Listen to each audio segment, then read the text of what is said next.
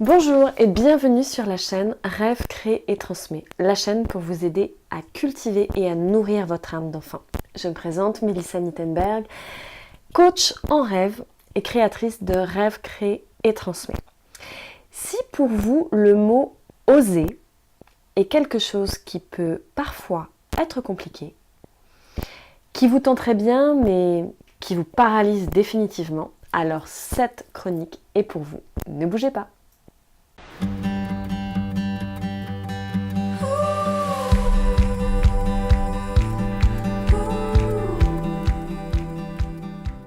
Alors aujourd'hui, je voulais partager avec vous une petite citation de Sénèque qui dit la chose suivante. Ce n'est pas parce que les choses sont difficiles que nous n'osons pas, c'est parce que nous n'osons pas qu'elles sont difficiles. Aujourd'hui, je voulais revenir sur ce sujet d'oser, parce que je me rends compte qu'il y a beaucoup de personnes qui se retrouvent tétanisées, paralysées quand il faut passer à l'action et qui des fois prennent l'excuse suivante que la conjoncture ou que les choses ou que la vie est trop difficile et que c'est pour ça en fait qu'ils ne peuvent pas oser. Et c'est là que je ne suis pas tout à fait d'accord. Et donc je voulais partager avec vous les 8 piliers les plus importants pour oser. Pourquoi c'est si important d'oser? Et si c'était possible? Et si ce rêve complètement fou que j'ai dans ma tête, je vais dire n'importe quoi, de construire une ferme dans le Larzac et de partir monter mon truc, si c'était possible? S'il y avait quelqu'un qui vous disait « mais oui, tout à fait, c'est possible, regarde, il y a telle personne qui a réussi et tout ça, oui, ton projet en fait il est sérieux, il est possible ». Des fois, rien que ce petite chose de se dire que si, c'est possible, c'est tout à fait possible. C'est ça en fait qui nous permet d'oser. Moi, je suis quelqu'un d'extrêmement perfectionniste. Des fois tellement perfectionniste que du coup, ça m'empêche de passer à l'action. Parce que je veux que les choses soient parfaites, parce que je veux qu'elles soient comme ci et comme ça. Donc, des fois aussi, ça peut être un frein très fort au fait d'oser faire des choses. La perfection. Alors, la perfection, vous la prenez. Dans son intention, elle a quelque chose de beau, hein. Elle veut vraiment à quelque chose qui puisse contribuer et c'est génial. Mais à un moment donné, cette perfection, il faut lui dire, écoute, tu te mets sur le côté, d'accord, les choses ne seront peut-être pas parfaites, mais au moins elles auront le mérite d'exister. Et oser, ça veut dire aussi se tromper. Et ce n'est pas grave de se tromper. Regardez l'enfant, quand il marche, eh bien, il fait pas mal d'erreurs, il se trompe, il avance, il se rétame sur le sol. Moi, je vois mes enfants, mon petit, il y va, quoi, il y va, il tombe, puis il se relève, puis il recommence, puis il y va, puis il tombe, puis il se relève, puis il recommence, puis c'est comme ça. Et des fois, en fait, on a peur, peut-être dans notre société où il faut qu'on réussisse du premier coup et tout ça, on a peur de se tromper. Et parfois, même, je me suis rendu compte que même des fois, quand je pensais que j'allais me tromper, donc je faisais en me disant bon bah tant pis je vais me tromper, eh ben il arrivait un truc super chouette. Alors comme quoi tout est relatif. Donc oser, c'est aussi se tromper et c'est pas grave. Agir sans se soucier du regard des autres. Alors ça, c'est vraiment en lien avec avant. On se trompe, mais du coup, pourquoi on a peur de se tromper? Parce qu'on a peur qu'on nous voit et qu'on se moque de nous, qu'on nous juge. Ah, ben oui, tu t'es planté, regarde. Ah, ben oui, tu voulais faire ça, ben regarde, là, tu t'es planté. Donc, voilà. Souvent, le regard des autres est un frein énorme. Des fois, ça peut être aussi un parent, ça peut être un ami, quelqu'un pour qui tout ce que la personne va dire va avoir vraiment un impact pour nous dans le fait de passer à l'action, dans le simple fait de passer à l'action, des fois c'est énorme. Eh bien, on s'en fiche. Je vais même dire, on s'en fout. Oui, on s'en fout comme de l'an 40 de ce que les autres peuvent penser de ce qu'on va faire. Je prends un exemple d'un film que j'adore, je suis très cinéphile, donc ça va m'arriver très souvent de citer des films. Little Miss Sunshine, je ne sais pas si vous l'aviez déjà vu. C'est cette petite fille qui est un peu rondelette, potelée et qui part faire un concours de Miss America. Donc elle n'a pas du tout les critères de beauté. C'est un espèce de gros décalage, mais elle y va parce que c'est son rêve, c'est ce qu'elle veut vraiment faire.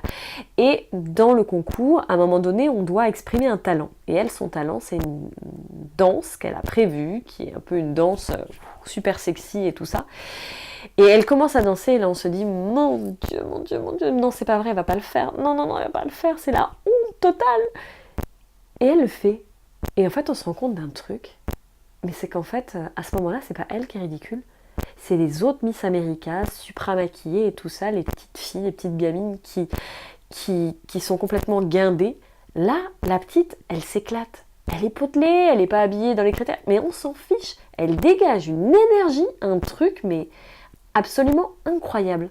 Donc c'est ça aussi. Des fois, osez faire des choses qui vous plaisent et vraiment mais mettez le regard des autres complètement de côté. Si pour vous c'est juste, si pour vous ça a du sens, alors allez-y. Relativiser. Ouais, des fois on en fait toute une montagne, ça va être la catastrophe, c'est terrible, mais si je me plante, c'est... Et alors est-ce que c'est vraiment la fin du monde, comme dirait cette superbe coach québécoise Stéphanie Milot? Est-ce que c'est vraiment la fin du monde?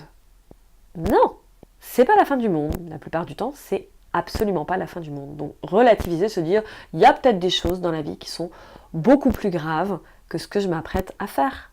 Donc relativiser est un moyen aussi pour vous aider à oser davantage. Rester dans le présent. Des fois, on est tellement focalisé sur les impacts que ça pourrait avoir dans le futur de ce qu'on fait, de ce qu'on imagine, en fait, le pouvoir de l'imagination, qui nous amène dans le futur et qui ne nous amène plus du tout dans le présent. Et des fois, dans le présent, c'est pas si catastrophique que ça. Voilà. Donc, des fois aussi, le fait de cette difficulté à oser, c'est parce que tout de suite, on va imaginer le pire dans le futur. Donc, arrêtez de vous concentrer sur le futur et concentrez-vous avant tout sur le présent. Faire le premier pas. Souvent, dans oser, il y a ce côté de... Voilà, je vais prendre cet exemple très concret. La première fois qu'on fait une vidéo, on n'est absolument pas à l'aise. On ne sait pas comment parler, on ne sait pas comment mettre la caméra, le micro, les trucs. Enfin bref, c'est vraiment la catastrophe, quoi. Et en fait... Eh bien, la première fois qu'on le fait, c'est pas facile. La deuxième fois, c'est un peu moins difficile. La troisième fois, encore moins, et encore moins, et encore moins, et encore moins. Donc finalement, des fois, dans le fait d'oser, c'est le premier pas qui est compliqué. Mais une fois que le premier pas est enclenché, ben, ça y est, le mouvement est enclenché, et maintenant vous en êtes tout à fait capable. Donc, la prochaine fois que vous n'oserez pas à oser faire quelque chose, dites-vous, allez, c'est le premier pas qui est compliqué, mais après, ça va être tellement sympa. Respirez. Avant de passer à l'action, sur quelque chose qui peut peut-être vous intimider un petit peu, prenez le temps de respirer. Déjà, de faire 3 inspires, expires.